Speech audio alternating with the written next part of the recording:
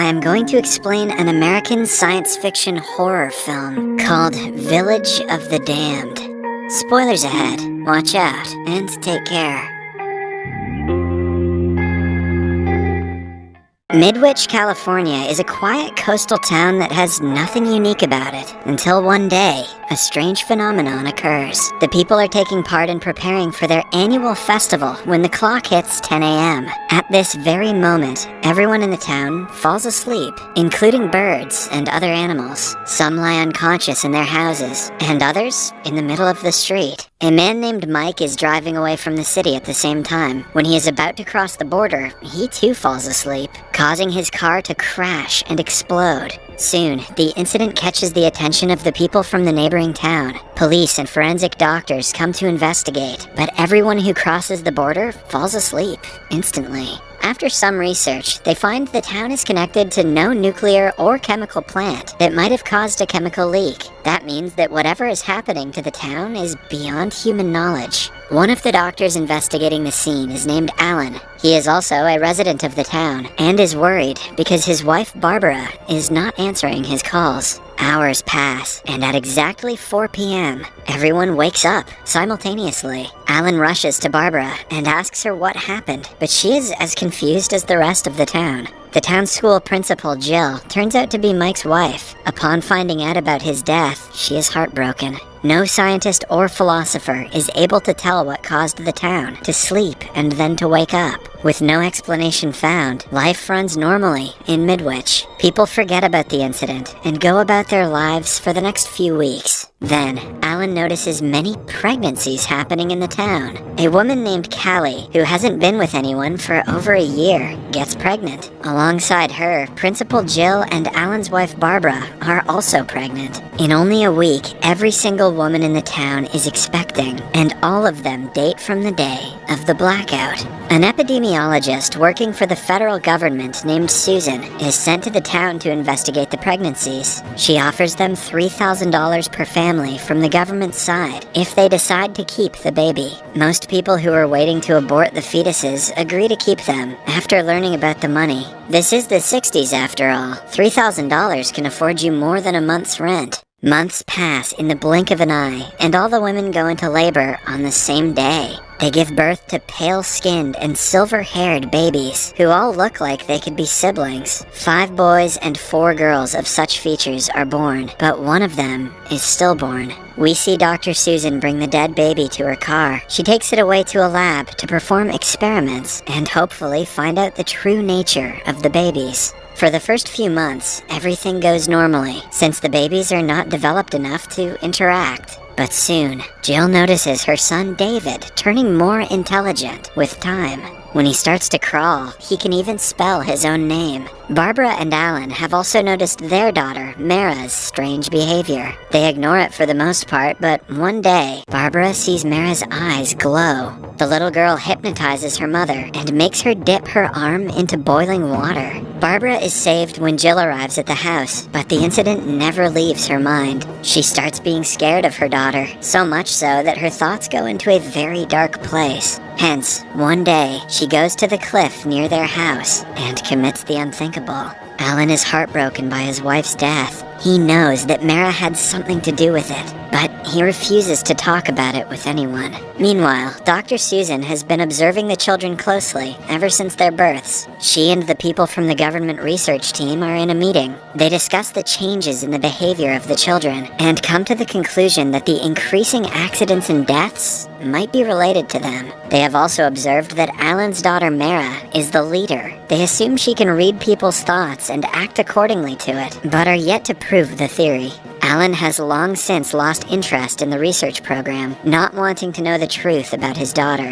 However, Dr. Susan thinks he can be an asset to the experiment and wants to bring him back. A few more years pass, and the children grow up. Even at 5 years old, they are more intelligent than most adults. This is a small town in the USA though, so that's not surprising. They always walk in a line, paired up with their partners, except for David, whose partner died at birth. People look at them in the street and know that they are not normal, but no one is brave enough to cross their paths. One day, Mara tries reading Dr. Susan's mind and figures out that she has found a way to block her thoughts. The children decide to stay aware of her after that. They have to go through monthly health checkups to ensure nothing significant has changed in their bodies. In one of those checkups, a doctor accidentally hurts a girl's eye.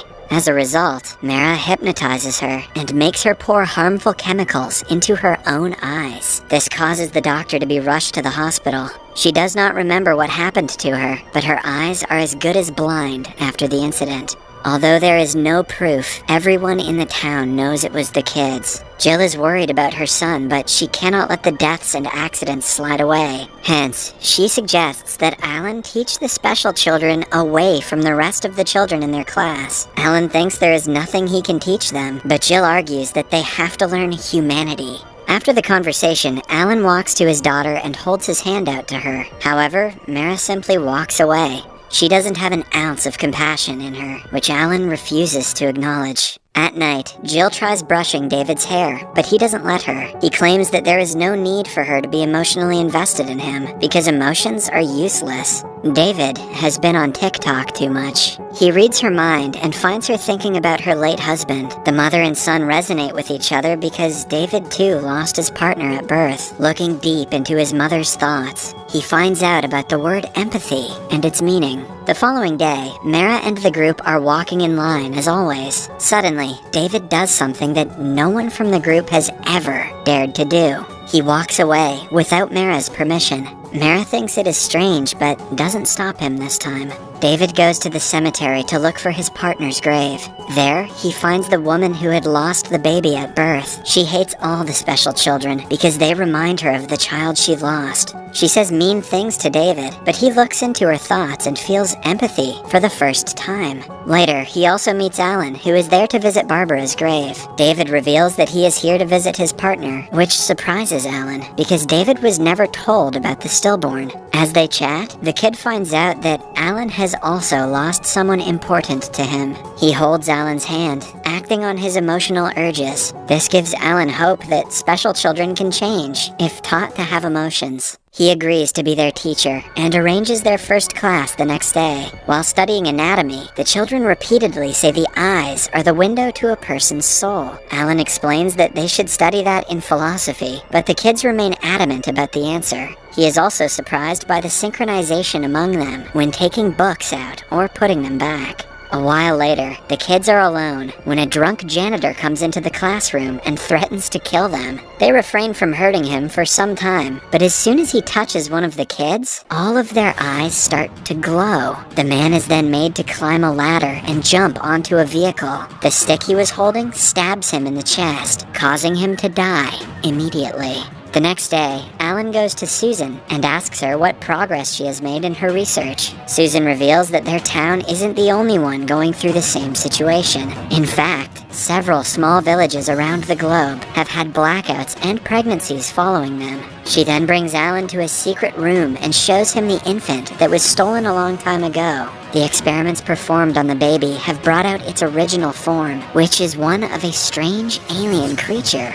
After the meeting, Alan returns home and finds Mara packing her belongings. She and the special kids want to stay in a barn away from the town. She orders Alan to bring supplies for them and doesn't care to explain further. All parents reluctantly bring their children to the barn, scared of what will happen if they refuse. The following day, a man named Bill comes to the barn to meet his daughter. He claims that he has the right to take her back, but the special children do not like that. When he refuses to leave them alone, they hypnotize him and make him crash his car into a fuel tank. At the same time, Susan comes to Alan and reveals that the government is planning to bomb the entire town to get rid of the kids. I would have just busted out the sniper rifle, but to each their own. She is running away, and so should Alan. Alan quickly goes to the children and asks them to live in harmony. If they don't, they will be killed. However, Mara declares that emotions are for the weak.